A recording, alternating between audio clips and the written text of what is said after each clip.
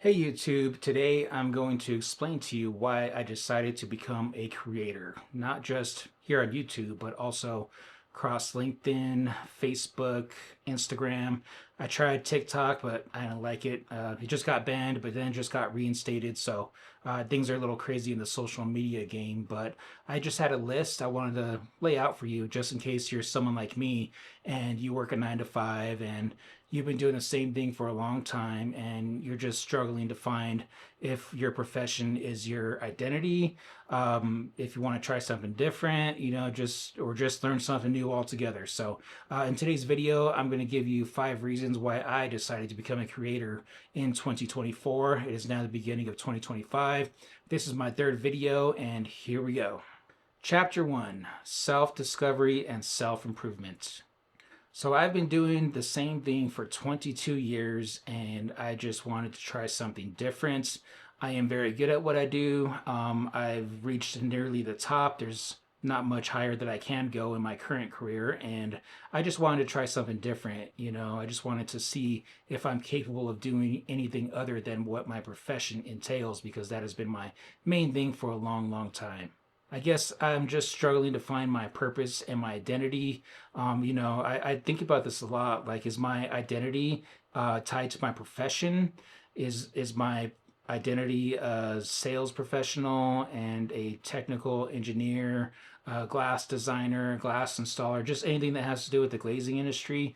Like, well, if you ask anybody that knows me, it probably is, but I just want to build something outside of my profession that's all me. I want to build my personal brand.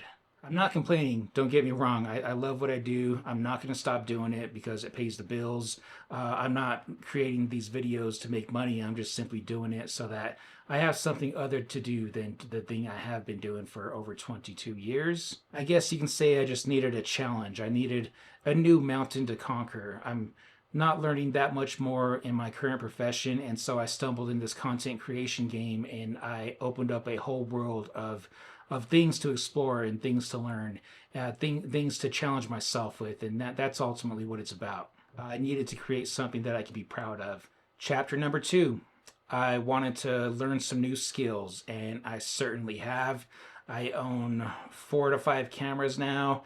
Every week that passes, I get better at using them. I'm constantly learning how to dial in my settings, how to use microphones, how to direct, how to edit. I'm having a blast learning all these new skills. And even outside of YouTube and outside of my actual profession, I'm actually starting to land some video and content creation gigs. So it's not all for nothing. I am making a little change on the side, which only enforces the identity of being a content creator. So that's pretty awesome. Just learning new skills and mastering a new tool is very, very fun for me.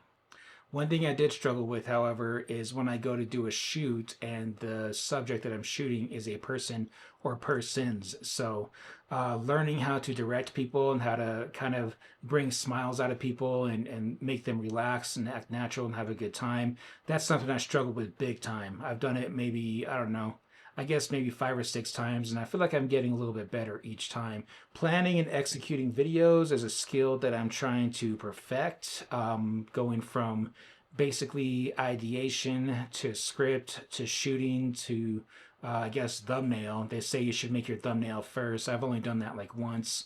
I'm getting better.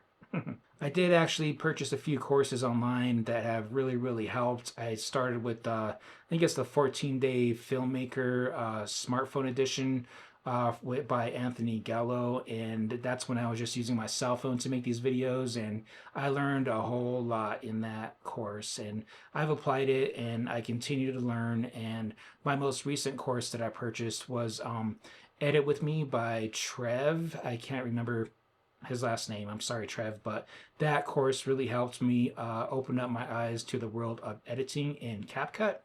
And I'm going to continue to edit in CapCut because I don't see any need to learn any other software. I mean, everything is just built right in. I'm able to produce these videos, no problem. I can produce them on my phone if I needed.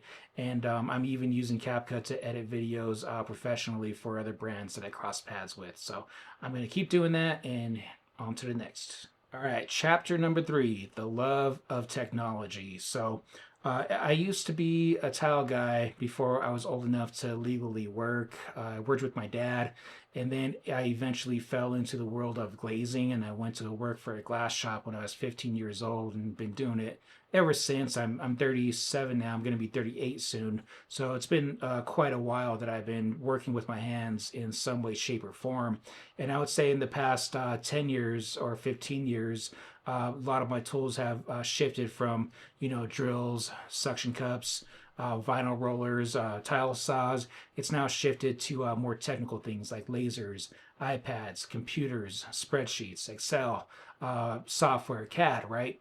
Just all the different tools that make what I do easier. And I guess the point I'm trying to make is I really, really love finding the right tool for the right job, whether it be working with your hands, doing physical labor, things that make that easier, or using software to help estimating be so much faster and easier, or using measuring techniques and iPads to basically streamline the process of measuring and ordering glass.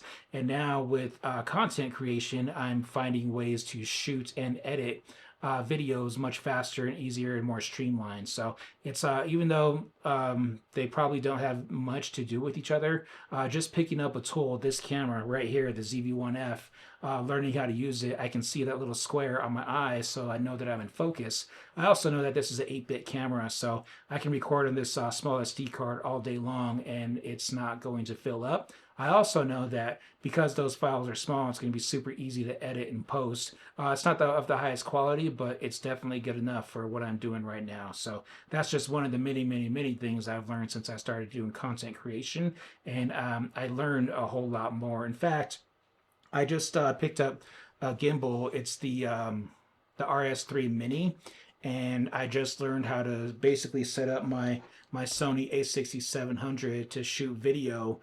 Right, I got right ND filters. So I got all this cool stuff that I've been accumulating over time, and I've been using this setup to basically make professional marketing videos for our company, Baron Glass, my YouTube channel, which you're watching now, and then other brands that I'm crossing paths with. So it's been quite the journey using all these tools to basically create content for everybody, anybody and everybody. Of course, the Osmo Pocket 3 is an awesome camera.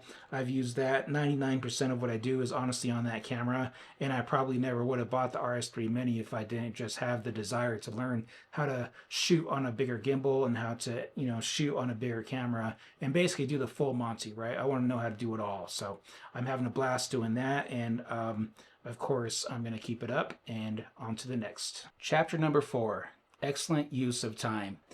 What I mean is that most Americans, including myself, admittedly, spend up to 3 hours a day on our mobile devices, doom scrolling social media, and I wanted to create more than I consume, or at least create as much as I consume, so that I'm building a brand rather than just wasting my time. And not only that, but I'm positive that in the long run, this is going to pay. It's already starting to pay with my side gigs, and that's a much better use of time than doing something that brings no value to your life, such as doom scrolling nonsense. Reason number 5 is I essentially needed a creative outlet. I've always been some kind of a creator. I was an artist through, elementary school, middle school, high school. I did a lot of cool technical drawings with a ballpoint pen and color pencils. And I was pretty good. I was damn good, but I kind of just let that fall to the wayside as I started my professional career. And then my art essentially became what I did, which at the time was installing the most custom of glass systems and being proud of your work when you work with your hands. It's the exact same feeling as using a pen and creating a masterpiece that wows everybody, right? You get to you get to a point where you have a mastery over what you do. And that brings me to my next point. I listened to a lot of Bedros Keuilian. He's all about money, meaning, and self-mastery. And I think that a part of doing this is I just want to master something, and I want to have a purpose, a meaning for buying all these cameras and doing all this stuff. I mean, I certainly don't need to do it. My profession more than pays for my bills and my living. But for some reason lately, it's just not enough, right? I just have the urge to create. I want to create something different. I want to create something I can be proud of, and I'm also creating stuff for other brands that hopefully they like. I've had a lot of misses, a lot of failures, but some successes, and I just look forward to overcoming those obstacles, getting better, and basically nailing it. So I realize that I'm not the best, but I also realize that you just got to try a little bit every single day, and eventually you will be a master of whatever it is you're trying to do over the course of a couple of years. So I'm just going to keep it up. A lot of my friends and family and people I don't know are starting to ask me about my content. So I do a lot of marketing stuff for the glazing industry, and it feels like literally every single person in the industry, when I go to the glass build, that's our trade show every year. They know exactly who I am. Everybody in the industry, it's pretty cool. It's a lot of fun. I had no idea that this profession or this thing that I'm doing has that kind of power. And then lately, even my own family members and my friends' family members, they watch my videos. Like I got what 281 subscribers right now. I was positive that nobody watches my YouTube videos, but I've been finding out, when I'm hanging out at family events and I'm trying to make a video with my Osmo Pocket 3, and then someone comes up to me, he's like, "Oh yeah, I know about that camera. I want to get that camera." I was like, "Oh yeah, you should get that camera. In fact, I made some videos on how to use that camera." They're like, "Oh yeah, I know. I've watched your videos." And like that kind of situation has happened more than a couple of times. So obviously, there's like a spider web of people near me that actually watch my videos, which is pretty sweet. So I'm just going to keep that up. That's a really good feeling. And ultimately, that's what I'm here doing on YouTube. I just want to not only have a creative outlet, but I'm trying to build a personal brand, right? I have no idea where this thing is going to lead, but I do know that as I pour water onto this plant, I want to keep it growing and growing and growing. Eventually, I want this personal brand to be a success, have it work for me, and in the meantime, I'm just going to keep, throwing crap against the wall, seeing what sticks. Whatever works, I'm gonna keep it up systematically, and I'm just gonna keep doing it and doing it. And some exciting news is I just started an LLC for the purpose of separating finances, I guess, right? So as I do these little, video gigs, social media content creation gigs, I want all that money to basically be separate from my personal money, just to make it more official, right? Just to further solidify the identity that I'm a content creator. So if you want me to talk more about that, just let me know. I was just rambling on the 5 reasons I decided to become a content creator. I honestly didn't even know when I first started doing this. I didn't know why I was doing it. I guess just deep down, I just knew that I needed something more than what I had. I needed to create. I needed to conquer. I needed to be challenged, and I need to make this a success. So that is exactly what I'm doing, and I'm here to help you, and hopefully we can both level up together. So final thoughts: if you're thinking about becoming a creator, there's never been a better time than 2025, given all the AI tools, given the fall and then rise again of TikTok. A lot of people are going to be migrating to YouTube. People, I think, are just tired of Facebook and Instagram. So I think YouTube is where it's at, especially because it's free and there's like an unlimited amount of information. Anything you could possibly want to know about posting on YouTube, you can learn from YouTube. And so I'm just here to do my part to contribute to the machine that is helping me grow myself. And with that said, thank you for tuning in, and I will see you in the next one. Hey YouTube, this is a test of me talking to the camera so that I can practice and not fuck up. I can see the box around my head, exposure looks good. Yeah.